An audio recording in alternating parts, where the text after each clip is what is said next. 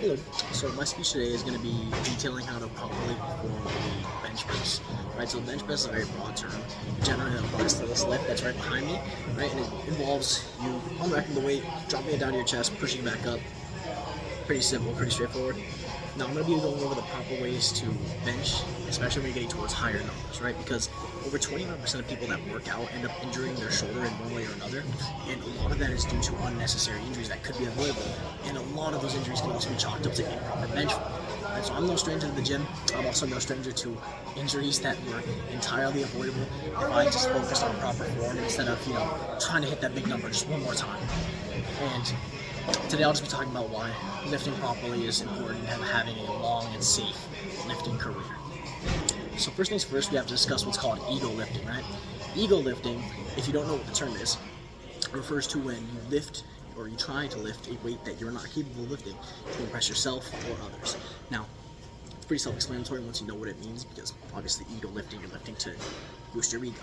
Now, that being said, ego lifting is probably the most avoidable form of gym injury, because the issue is that as you try to lift that weight that's heavier and heavier for you that you're not really capable of lifting, you're going to start sacrificing your form, your technique in order to get that weight up.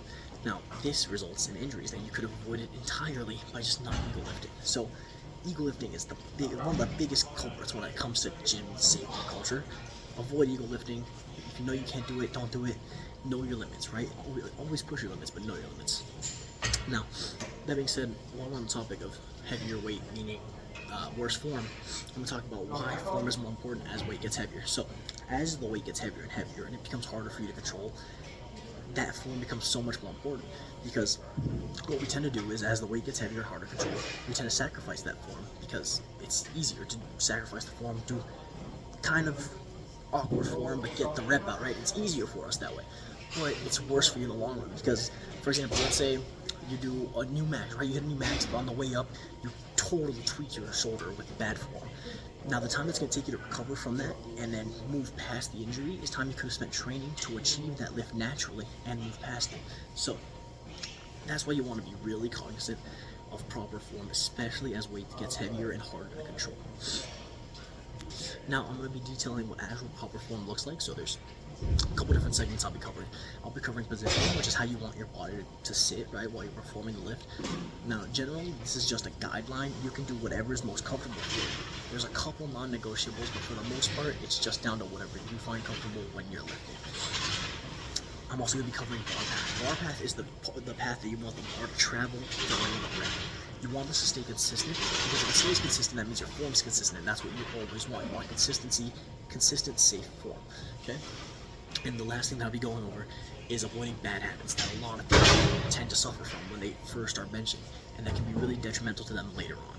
Okay, so that being said, we're going to put it all together. I'm going to show you each piece one by one, and at the end we're going to put it all together on a lightweight and then a relatively challenging weight so you can see what it actually looks like in practice. So first things first, the non-negotiables, right? There's not a lot. The biggest one is you have to arch your back. Why? Well, when you arch your back, what you're doing is taking off a ton of stress that would be on your lumbar, your spine, and you're placing that on your shoulder blades and your traps.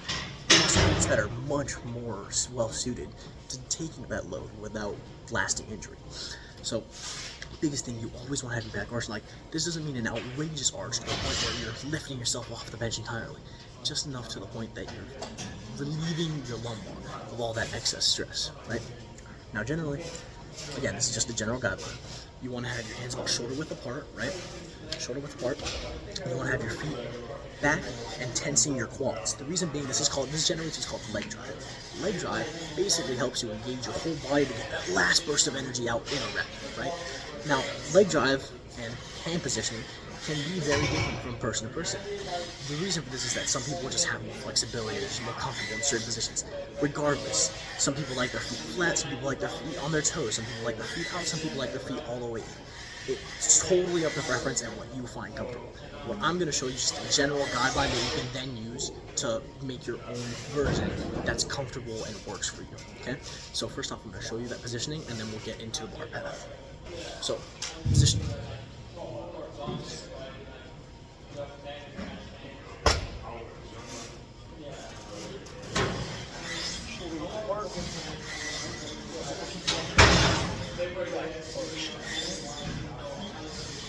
them up, you can have them out, you can have them flat. It doesn't matter. But you want to be tensing those quads.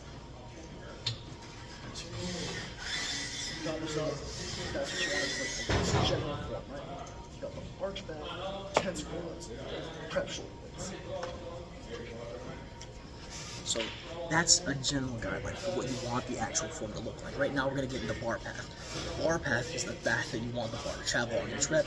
Again, you want this to stay consistent. You want to make sure your elbows aren't flaring out. You don't want chicken wings while you're benching, alright? So let's look at a rep with bar path.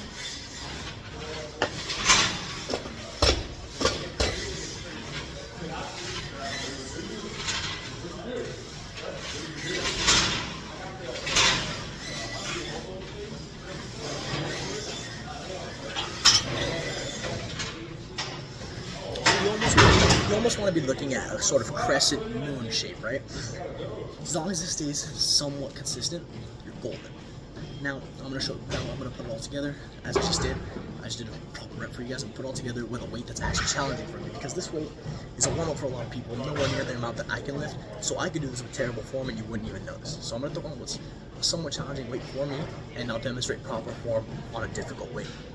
Alright, so here I've got loaded two 45-pound plates. This is a total of 225 pounds. This is close to my body weight. This is a challenging rep for me, right? I'm going to show you what proper form looks like on a difficult rep. I'm going to try and get a couple reps in just so you can get a general idea of consistent form, alright?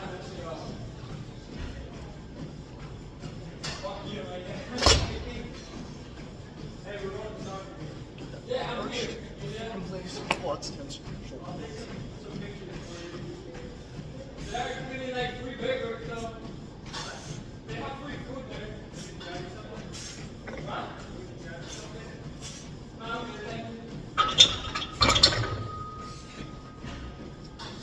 So there you have a couple of solid reps with a weight that's pretty challenging for me.